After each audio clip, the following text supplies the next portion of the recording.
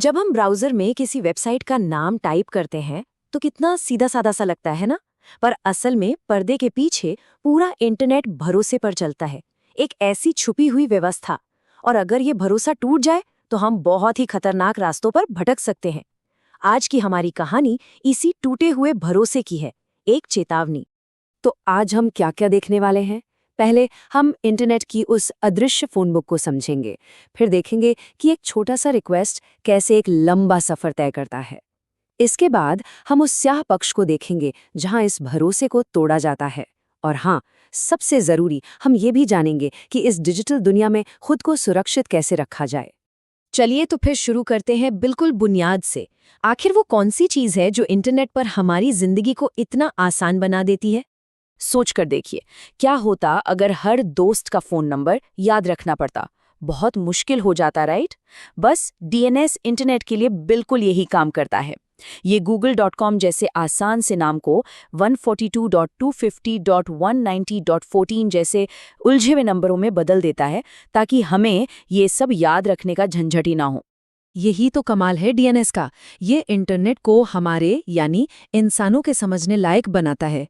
हमारी दुनिया शब्दों की है, नंबरों की नहीं। डीएनएस बस इसी फासले को भरता है और वेब को हमारे लिए एक आसान जगह बना देता है। तो ये तो समझ आ गया कि डीएनएस क्या है, पर अब ये देखते हैं कि ये अपना काम पलक झपकते ही कैसे करता है। इससे पहले कि हम किसी भी संकट की बात करें, चलिए एक नॉर्मल डीएनएस रिक्वेस्ट की तेज तर्रार यात्रा को देखते हैं। और ये सब इतनी तेजी से होता है कि हमें पता भी नहीं चलता। हर सर्वर एक भरोसेमंद गाइड की तरह अगले सर्वर का रास्ता दिखाता है। लेकिन इस पूरी की पूरी प्रक्रिया की नींव सिर्फ एक चीज पर टिकी है, और वो है भरोसा। और देखिए, जहां भरोसा होता है ना, वहीं उसे तोड़ने का खतरा भी मंडराता है। अब जब हम भरोसे की इस चेन को समझ गए हैं, तो चलिए देखते हैं कि हैकर्स कैसे इसी चेन को अपना हथियार बना लेते हैं। इसी को कहते हैं डीएनएस पॉइजनिंग या डीएनएस स्पूफिंग। ये एक ऐसा साइबर हमला है जहां अटैकर आपको सही मंजिल तक पहुंचने ही नहीं देता। वो आपको धोखे से एक नकली, खतरनाक वेबसाइट पर भेज देता है। इसको ऐसे समझिए जैसे कोई चुपके से आपके फोन बुक में आपके बैंक का नंबर बदलकर किसी फ्रॉड का नंबर लिख दे। आप तो यही सोचेंगे कि आप बैंक को फोन कर रहे हैं, पर आपकी सारी जानकारी किसी गलत इंसान के पास जा रही होगी। डीएनएस कैश पॉइजनिंग इंटरनेट पर ठीक यही करता है। यहाँ देखिए, ये कितना आसान है। डोमेन का नाम तो वही है, bank.com, लेकिन जो पॉइजन रिकॉर्ड है उसमें आईपी एड्रेस असली बैंक का नहीं, बल्कि हैकर के सर्वर का है।